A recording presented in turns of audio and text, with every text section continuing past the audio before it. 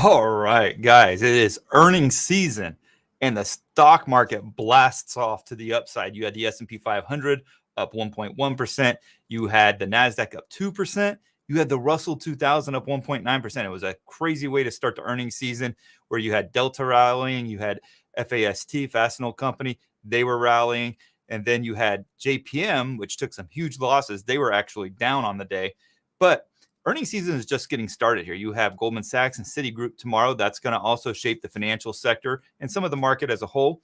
Plus, you're going to see a lot more volatility come and go, especially when we get into the tech stocks.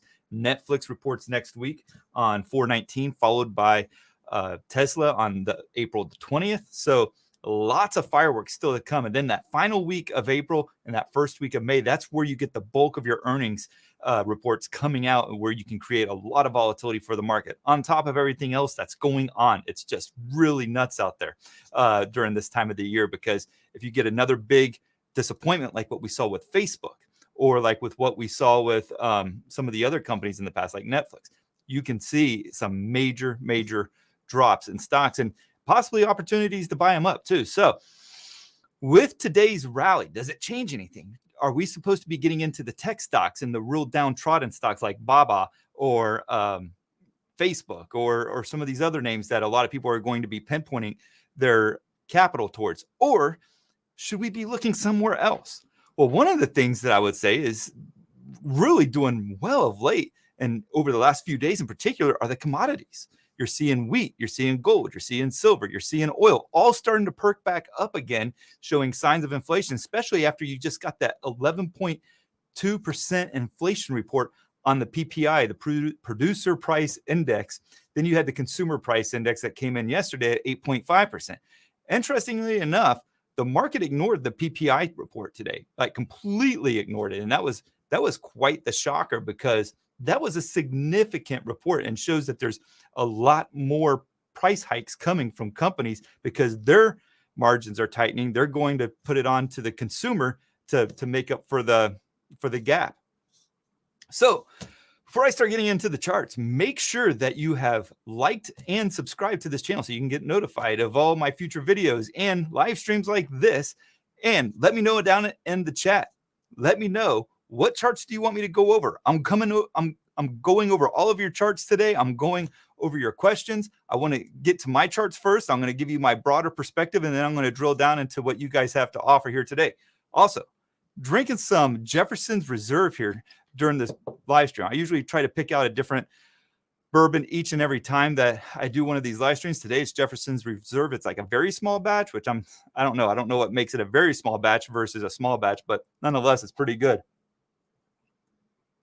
Okay, so let's go ahead. We're going to look at the SPY first, then we'll jump into your charts here. So the SPY, if you remember, I talked about last week, there is this overarching head and shoulders pattern that essentially was nullified with that rally off of the March 14th lows when we got back above the right shoulder. I said there's going to be the potential, especially if we get closer to this neckline pattern here, of that pattern. If we break back below it, a lot of people will start saying, oh, this peak here and this peak here was the right shoulder. That's not really typical of it. I'm almost not really all that certain that that's going to come into play going forward, but the support level could. And so if this support level comes back in play, you have some strong support at around this 427 level here that you want to pay close attention to. 427, you could see a strong bounce off of this level here, or if we break it, it creates a scenario where you're likely to test this 411. Now, the other thing that's in development is an inverse head and shoulders pattern. And I talked about this last week, but it's still in play, especially after today's rally. And I'm net short on the market, right? So today wasn't all that fun of a day for me, but you have what's possible, a right shoulder forming. And you could even say, hey, Ryan, you got a little bit of a bull flag here. But the reason why I'm not too crazy about this being a bull flag pattern is that's a little bit steep for a bull flag. Typically, if I'm just going to draw it for you guys up here, this is what your bull flag patterns typically look like. They're slightly lower.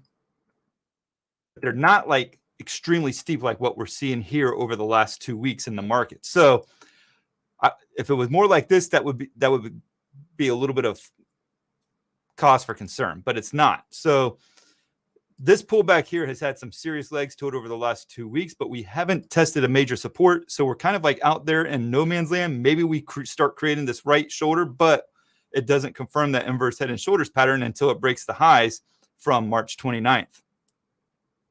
So, and I'll get to y'all's questions here in just a second. You guys got them coming about, and I'll get to them as you post each of them. So I have no problem going over each and every one of them here. So that's my analysis on SPY. I do think that there's probably more downside on this, but today's rally definitely changes things up. But you can see where there's been numerous times where people have bought the rally and they've been suckered into these rally attempts that completely fall apart. The one rally this year that's really sustained itself really well was the one off of the March 14th lows. That's been it. So that's my analysis on the SPY. Then you got the Qs. Qs has that same inverse head and shoulders pattern that's trying to emerge here. And you're seeing that in a lot of the tech stocks right now as well. So left shoulder, head, and then right shoulder. But you also have, and I could have drawn this on the SPY because it's relevant to it as well. You also have this declining channel or declining trend line off of the highs from going back to December. And it's tested on 3 different occasions here since it's been started. So 1, 2, and then 3. And each time it's rejected price. So even if we do get another major rally out of the Qs, watch this declining trend line to see if it rejects price again. It's a real mess out there right now. It really is, because if you go back to late January, this market is just an absolute chop fest. Very much. I mean, that doesn't mean that there isn't rallies and sell-offs and everything else, but ultimately there's not a clear direction going forward. It's a lot of choppiness. And then, of course, you got IWM and this massive resistance level that I've pointed out on a number of occasions. Plus, you got this bear flag that has yet to confirm. Now, I thought it had confirmed last week or earlier this week. But that pop off of Monday following the Monday lows and then that rally created a new low for the stock to follow, which kind of changed that bear flag slightly to where it went from confirming to not confirming. So that's what we're dealing with on this IWM chart right now. Bear flag pattern. It still looks very bearish to me. It's probably the most bearish of all the indices right now. But again, when I talk about choppiness, look at all this choppiness that we've been stuck in since late January. I mean, just really difficult trading, especially in the Russell. Okay. Let's see here. Talking about the commodities. The commodities are looking very bullish all of a sudden. You got WEAT.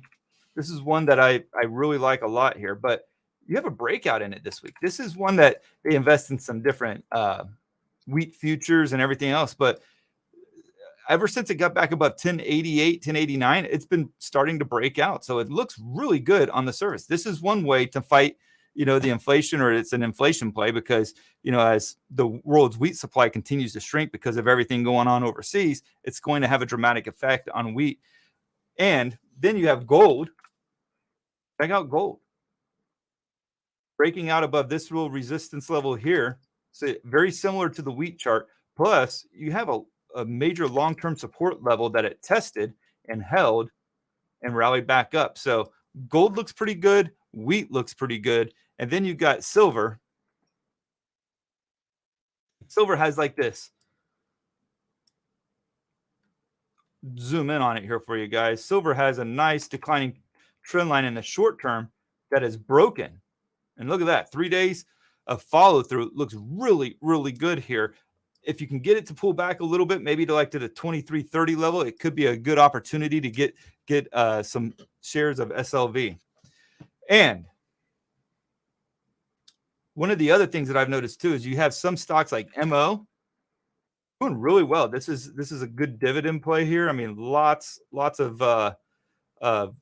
one of the better dividend plays out there. It's a tobacco company, but it's been doing really well. Now, earnings season's coming up, and that can change things. But overall, the chart looks really good, especially when you look at it from a long-term perspective and how it's breaking out of this inverse head and shoulders pattern. Really solid looking chart there. Plus, you got Verizon. That one's doing pretty well too. Nice rally off of the $50 mark, almost up 10% off of the March lows. So a couple of good plays there offering good dividends. So Reason why I bring up all of those, because I want you to think about some of these different plays that are out there right now, what's going on, because over the last 10 years or so, we've had this like default setting to want to just go back into discretionary and back into tech stocks, and they may indeed rally, but how long will they actually rally for? Because there's a lot of pressure on the market, and with that 10-year continuing to rise, it's going to put a lot of pressure on your tech stocks. So with all that said, I think that's about all I had. Let's go ahead and start looking at some of your charts here. So can I look at SBRE? Yes, I can, and I will. Let's go ahead and knock that out. SBRA, right? Yeah, SBRA. I'll move my face up a little bit here so you can see me talking. SBRA.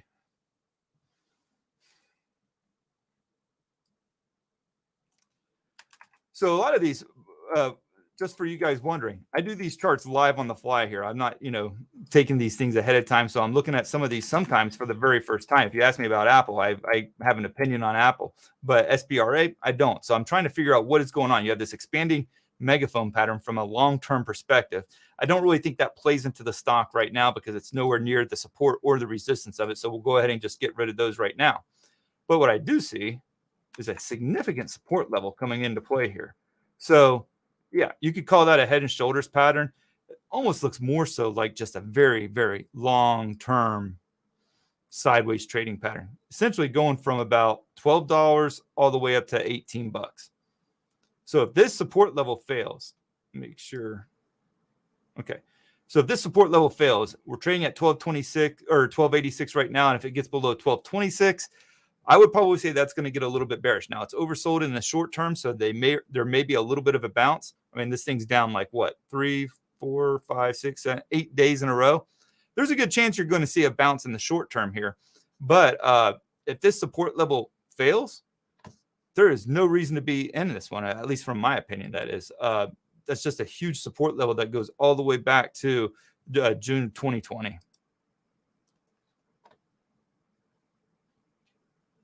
And I didn't talk about oil. So let me pop over to my TradingView chart platform.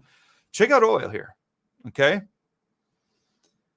Oil had this rising trend line off of the December lows. It's held it pretty well so far. Then you had this declining trend line off of the March highs. This is when it hit like $130 and it's continued to sell off. Well, guess what it did? Bounced back above it today. So it's broken out of this declining trend line, and it's doing so aggressively. That's two strong candles that have formed over the last 2 days. Volume's not quite where I would expect it to be for a breakout, but at $104, that's starting to put like this $108, $110 pressure back in play, where that can create a lot of inflation. Also start creating where such scenarios where your gold, silver, and wheat stocks also start to increase in price as well. Let's look at, somebody was asking about sugar. So let's go ahead and look at this one here. This is a chart that I hardly ever look at. So let's look at sugar.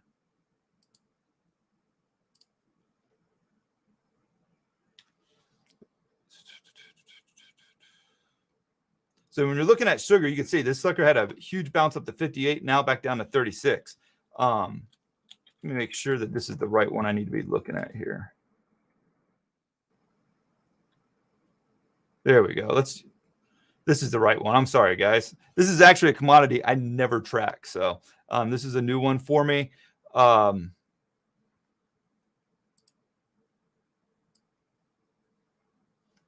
got a little bit of a breakout action there, though, right? But the only thing that I would probably say is watch these head fakes. There seems to be some head fakes here. You saw one back in October. You saw one again in November. Now we've seen a couple here in the last 2 days, and it hasn't quite broken above that level and held it. So what I would want to see is, can it break above it and then keep pushing higher thereafter?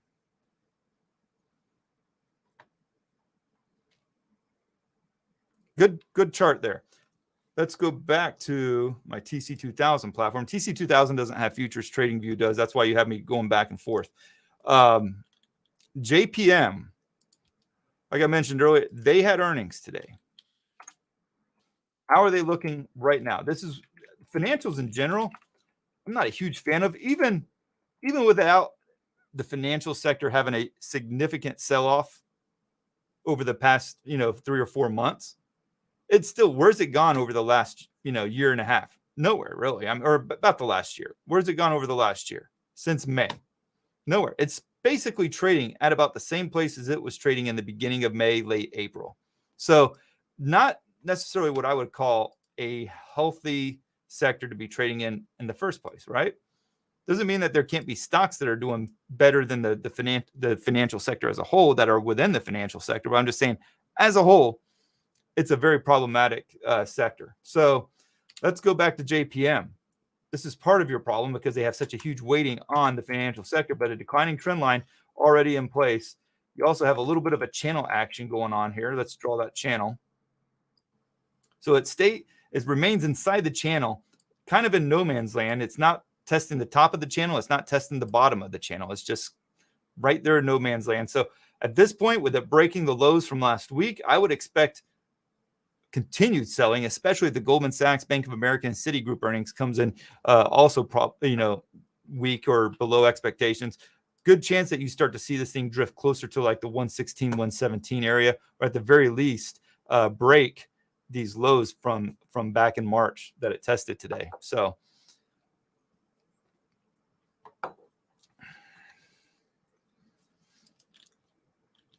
Ford. Conrad wants to know about Ford.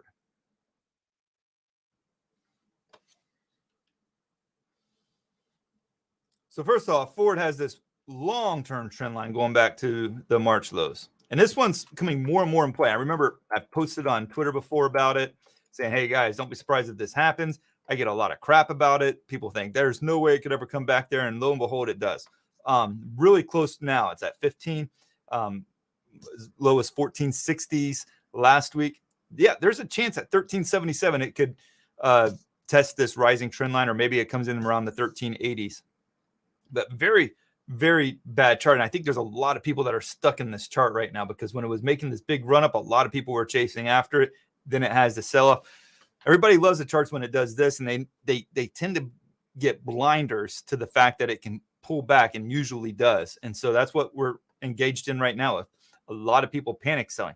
This is also the kind of price action that you haven't seen in the broader market yet. We had a few sell-offs to begin the year, and then we've been choppy pretty much for the last 2.5 months or so in the market. You've yet to really see some real panic in the market. I mean, like Ford, for instance, going from 25 down to 15, that's panic selling. That's a good chunk of your company, about 40% so from the highs. So I would look, I don't think that it's worth buying at this level yet. I would say, can it come down to this trend line, this rising trend line? If it does, that's a good sign. Now, the other trend line, and I believe it's already broken this one. Yeah, it did. Just had to say that one to preface it so I didn't look like a fool on the live stream. But this rising trend line going back to September has already broken. So that was a big development there, breaking that rising trend line, because you can see on multiple occasions it has tested it and failed to hold the on multiple occasions it tested it and held it, but now of late it tested again and then failed in miraculous fashion. All right, EOG, CLSK, RBLX, and OSTK. All right. This one here, not seeing a lot of anything good on it, quite honestly. That doesn't mean I understand the fundamental story to it or, the backstory on the trade, but you got this rising channel. It's failed to hold that rising channel. It's broken below it. So it's below all the major moving averages. I'm not liking this stock at this point. I would say there's probably, a good chance it sees $9 here in the future, the lower nines, especially if the market continues to struggle. Looking at RBLX.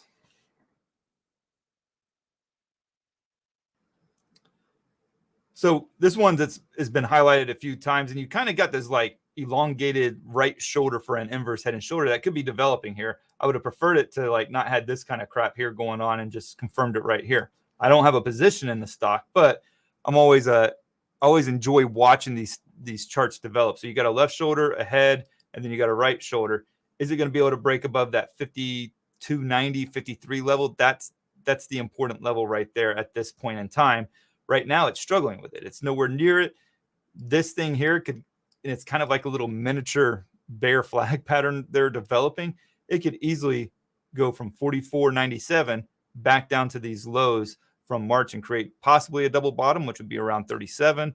So at this point, I don't see a clear reason to be long on the stock. Doesn't mean that it can't go rallying right back up, but I like to find stocks that I can have an edge in. The edge in RBLX would be, hey, can it break above this about $53 mark? If it does, then you have a little bit of an edge. And then from a stop loss standpoint, what I would love for it to do is consolidate real tight before it gets back above that breakout level, put the stop below that consolidation and let it, see if it'll run from there. OSTK, and these are tough stocks to be trading, guys, in this market. I mean, this market is penalizing high beta stocks. And like, for instance, OSTK, not a stock that I really like to trade that much, just because one, it can have some really crazy news that comes out for it, for better, for worse. Secondly, it's just the swings in this thing is just monstrous. So it's not a clean channel here by any means, but I'm just trying to find the edge on the stock here. Seems like there's some support here. You had this outlier where it just broke right below it and then had a major surge the following day. I'll try to, basically, because of the 5 days of consolidation that we've seen right above the support level, I'm going to call that, the support level here. Maybe wrong on that.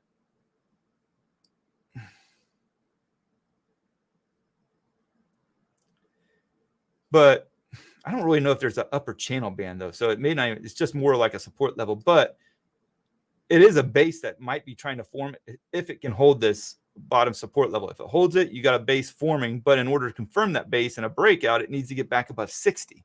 So it's trading at 40 right now. It needs a 50% move. Otherwise, you're just stuck in this time lapse, of, seesaw price action that's really not going anywhere. All right, we got T. Like Verizon, AT&T has a good dividend as well. They had the spinoff and everything else go on this week. I don't have a lot of the details on that, but what I would say is there is some resistance on this chart to take notice of, and it's struggled right at this resistance level. You see that? A little bit of resistance overhead. Can it break through it? So market rallies today, it doesn't rally. Not overly concerning, because a lot of these behemoths that have the high dividends, they will struggle on a big rally today because everybody's going from safety to growth plays, so AT&T, stocks like NEE or utilities, they're going to struggle on a day like today. Communications, staples, stuff like that. But AT&T here, can it get back above that 2010? Then it's in a little bit of a breakout. But I'm not a huge fan of trying to swing trade AT&T. I mean, if I get into it, it's going to be for the dividend, not really for the breakout play, because it doesn't really move that fast. And so you can kind of, even if it continues to march higher, it's not going to be doing it by what I would call leaps and bounds. Julius wants to know, SP, that means share planner, are you buying puts? No, I don't trade options, guys. I mean, I'll do covered calls and stuff like that, but buying the puts and everything, for one, you got to make sure that you're right in the time frame, the expiration that you're buying into, the contract. If you're not right on that, nothing else matters. I mean, you can ultimately be right, but the option's already expired. So there's a lot of other variables that goes into options. I mean, I don't have time for that in this particular live stream, but very difficult. So I tried to make measured gains consistently. I'm not trying to, make my entire retirement in one trade or anything else. What I do is I trade equities. I've always been an equities trader. So not fault anybody that trades options. There's a lot of smart people out there that do it and they do well at it. I'm not one of those.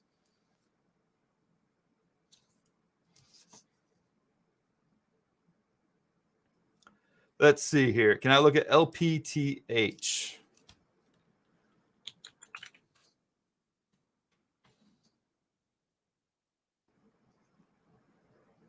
All right, Mofo Blaster is here from Stocktwits. Well, thank you, man. Thanks for coming here. And I'm glad I posted that in the stock notes. I was getting ready to do one of these, but SPT, or let's see, SLPT. Why did I come up with SPTH? Let's get LPTH. Must be the whiskey kicking in, huh? Man, this is a hard chart to really diagram. First of all, it's trading at $1.77, so you're going to have some massive swings on this one. The other thing about it is that they're not as inclined to follow technical analysis as closely, just because it just seesaws all over the place, just like what you've seen. If you've been in it for any period of time, you've seen that this stock can seesaw back and forth on you quite a bit.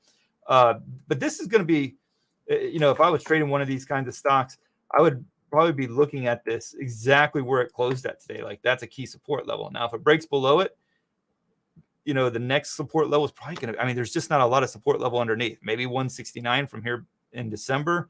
And then you got the lows that were established earlier this week at $1.52. But you can see how it will break below support and come right back up. And it's very difficult to manage risk on these things. I know it's like home run plays and that you hope it'll get back to $5 or something. But these are really, really hard trades.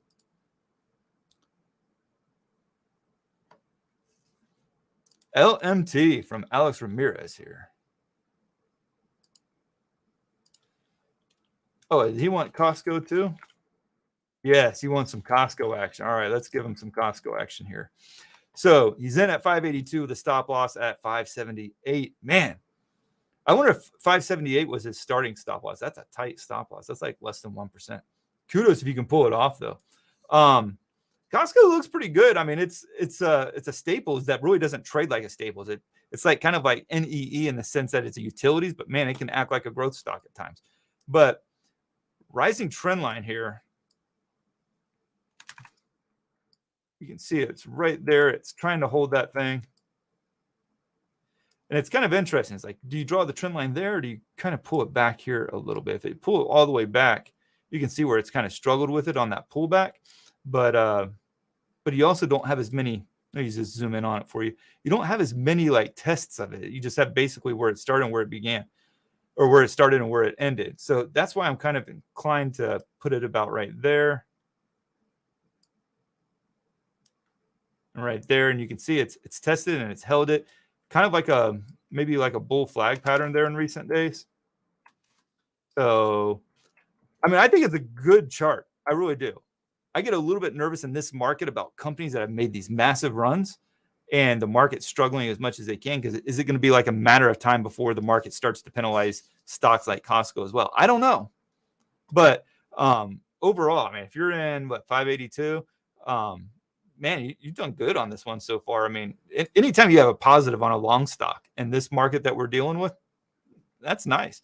But yeah, I would probably say like this level right here is going to be the next layer to watch. If it breaks below that, that's one level. The other one, if you're, for those wanting to keep it tight, maybe below the 412 lows. So yesterday's 578.75. So that's about where Alex Ramirez has his at. And he's got some LMT action going on here. LMT. So this is obviously one of those stocks that, benefits when there's escalations overseas, in wartime and so forth. They tend to do good because they're the suppliers of, massive amounts of weapons. So looks like there's kind of like a breakout or something going on here, but it doesn't want to hold it into the close. Look at this on multiple occasions, starting with the first one, and then the last 3 days. It kind of looks like it might have closed just above it. It didn't keep up with the overall market rally today, but actually it's 4 days in a row. It just can't get above this level. So I would say watch for like a close. It closed at 469.19. I don't like the head fakes in it. That's what's bothering me. Maybe, and I don't think it would be that bigger. I don't think it would increase the stop loss that much, but maybe if it can get up to like 475 and close above 475, that would be a good signal from a long standpoint. It's a healthy chart overall. It's starting to struggle a little bit with that overhead resistance. What does Northrop Grumman look like? Not the same exact chart, but you can still see too where you've had 4 days of selling in a row. Well, not 4 days of selling, but But you can see we're closing lower than where we opened up at on almost every instance there. So definitely something worth keeping an eye on. SLDP from Ryan Gerke here. Solid power. Man, you guys come up with more stocks I've never heard of. That's good though. I mean, I'm learning with you guys, so that's a positive. I'll sound informed when somebody asks me at a cocktail party or something, hey, what do you think of SLDP? It's like, oh, I was just looking at that yesterday. So so this is like the resistance that I'm looking at on this chart. So you have some resistance at like 983. Kind of like a cup and handle pattern. I can't really draw curves very well on this platform, but you got this cup and then you got the handle here. So cup and handle pattern, can it confirm will be the big question, right? It needs to get above probably like 988. You can even maybe get it above some of this recent price action around 995. That would maybe work. Shopify. Fast enough.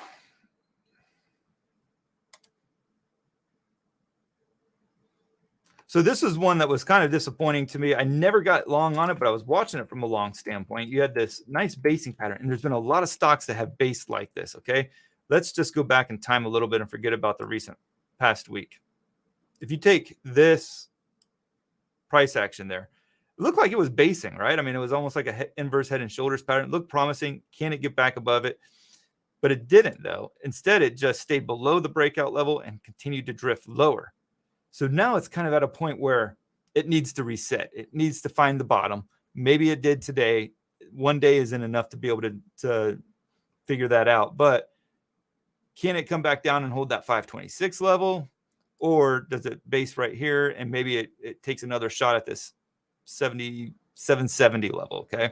If it can get back above that 770 level, then that would definitely become a lot more bullish. But notice how many like moving averages. There's a lot of moving averages that could offer up some resistance there. The 50-day has been really stubborn on this thing, rejecting it the last 2 times.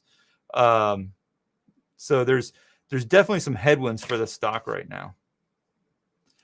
I can definitely look at Tesla here.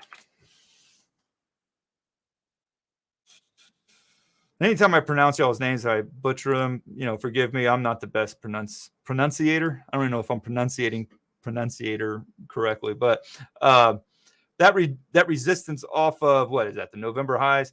That thing has been stubborn, really stubborn. It's rejected price the last 2 times. You also have a price level support coming back around about 1086, 1087 or so. That one's going to come into play as well. Good candle today. I mean, it's up 3.5%. Was actually down at one point on the day. There's maybe a trend line right there, but I don't think that's, you know, in the here and now. I think it's a really dicey stock in the tens here or in the thousands.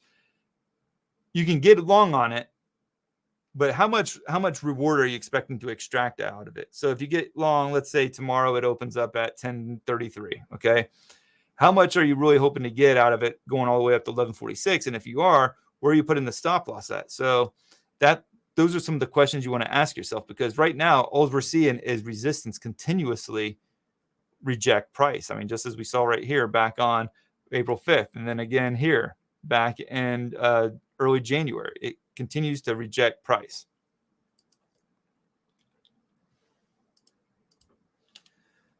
Let's see here, XLY. This is your discretionary. This is probably one of the best looking inverse head and shoulders patterns that are trying to develop. We talked about the ones on SPY and the Qs that we're trying to develop. You got one on XLY as well. So almost like textbook fashion here. But what did we learn from SPY? I mean, these patterns may not always develop, right? Let me get rid of some of these here. You had this head and shoulders pattern.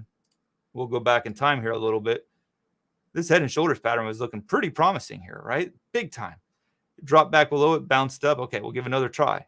Drops back below the neckline of the head and shoulders pattern, and then it goes on that epic run, and we haven't recovered since. or not recovered. We haven't gone back below it. A little bit of my bearish nature there right now, and the stock market's shining through. So XLY, left shoulder, head, right shoulder. To get that confirmation, it needs to break above 192. Also, just looking at maybe opportunities to get long on it even sooner. I'm not seeing a ton of it. So overall, I really like that pattern that's developing. I'm not sure it's going to come to fruition, but it's a start. RES or Oxy. Let's look at both of them here. So good breakout there today. It's not really holding on to the gains entirely. I would say probably the best looking chart is probably with RES. Stop loss, maybe the 20-day moving average if it closes below it. That's going to be a pretty big stop loss, but it's also a very volatile stock as well. If you want something more conservative, maybe below the 10-day moving average as a close. But that's probably how I would trade that one there. Any thoughts on RRC, CMRE, STLD, Crowd, or LULU? LULU had a nice breakout today. This one was one that I highlighted with the YouTube membership, swingtradingthestockmarket.com, and on the trading block. Nice breakout there. Definitely a pretty solid chart there. I mean, I think that's one of the better charts out there right now, and I'm having a hard time finding good long positions. Really am, or setups at least. Lows of 361.1. That's probably a good place for a stop loss. Then you got CRWD. This one also broke out, but I think this one's gonna be a lot harder to play, especially after it's made a 7.3% run today, and it ran before that. So where are you gonna put the stop loss? Like 207. It's trading at 240. That's a difficult one there. But overall, the chart looks really good. It cleared the 200-day moving average, which it hasn't done yet this year until now. So that's a big move there. From a resistance standpoint going forward, there's not a lot of resistance until maybe it gets back up to this 289 level. So it's pretty good. But with this market that we're trading in, you want to make sure that you're raising the stop loss and maybe even taking some profits along the way. And that goes for anybody. CMRE.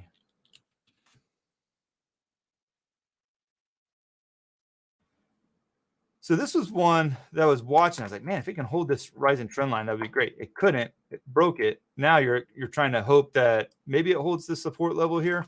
If it can't hold that, there's no reason to be in it anymore. And any kind of bounce back, you want to make sure that it's not getting hung up on this rising trend line that it broke below. That's about all I have on those. STLD. Nice bull flag breakout there. Man, looks good. Again, entry price probably should have been around 84.10, 84.12. Yeah, I mean, it's going to benefit if the inflation continues to persist just like it has all year. Rising trend line there to keep an eye on. Then we got Verizon from Cheems Trading.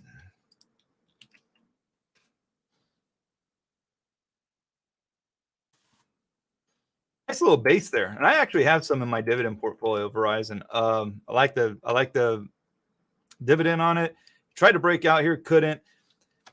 It's gonna be a little bit of a slower mover stock. I'm not really getting into this because I think it's got this incredible growth play. Maybe the 5G helps it out down the road, but yeah, I mean, there's definitely some resistance there that it's trying to work its way through, and it's actually, I mean, I talked about it not making big moves, but going back to like November of last year, it's kind of like as it's formed this base, made some big moves, 10% in the last few weeks. But above, I don't know, maybe like 55, it starts to drastically improve its bullish outlook. Most people play Verizon for the dividend. So SP is playing XLY to the downside. Yeah, I'm not, and I mentioned this. It was. You got the inverse head and shoulders pattern there, but you got the same thing in SPY and you got the same thing in the Qs. It doesn't necessarily mean it's going to fulfill it. And look, you always have the potential for an inverse head and shoulders pattern if you're not going to create a lower low. I mean, the market creates a lower low. This thing's null and void. It's not going anywhere. So let's see. ANKD, how do you think BMY, UNG are due to go down as they have run up so much? Let's take a look at them. Bristol Myers. Yeah, I mean, good moves off of December lows here, but yeah, they're probably due for it. I mean, look at this rising trend line. It's become completely detached from it. More than likely, in the next couple months, there's a good chance it's going to come back down and test this rising trend line. So that's what I would think about BMY. But yeah, I mean, weekly chart is crazy though. Look at that. Just nuts. Like, what's that? Two completed weeks to the downside since December. I wouldn't, my personal philosophy is don't short these kinds of stocks because it's like stop jumping in front of a train and hoping that it's going to stop for you. There's no guarantees that's going to happen.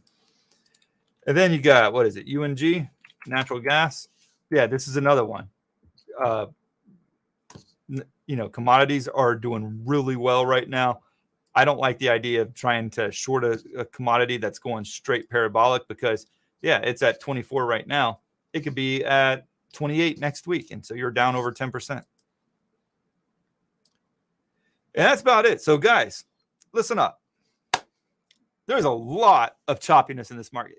If you're bullish, something like today, it was a good encouragement. For me, it was bearish. It wasn't that encouraging. But it's also been a good couple of weeks for me, not a good couple of weeks for the bulls. And things are going to change on a dime. There's a lot of things. I know that if the market continues to rally higher in the weeks ahead, I'll get stopped out, but I've also been taking profits along the way, and that's a huge help, and that's a good way to manage the risk and everything from these big market reversals. A lot of seesaw. One of the big things, the market is fighting the Fed right now. The bulls are fighting the Fed. There's a lot of problems in that because it's very, very difficult for the market to sustain these rallies when you have so many headline risks plaguing the market. I mean, think about all of the risk that's involved right now in going long. You got war overseas. You have inflation in the United States. You have inflation everywhere for the most part, but it's really bad in the United States. I mean, I'm looking every time I go to the grocery store, my bill just keeps getting bigger and bigger. I remember Costco just came to our neighborhood back in November, right?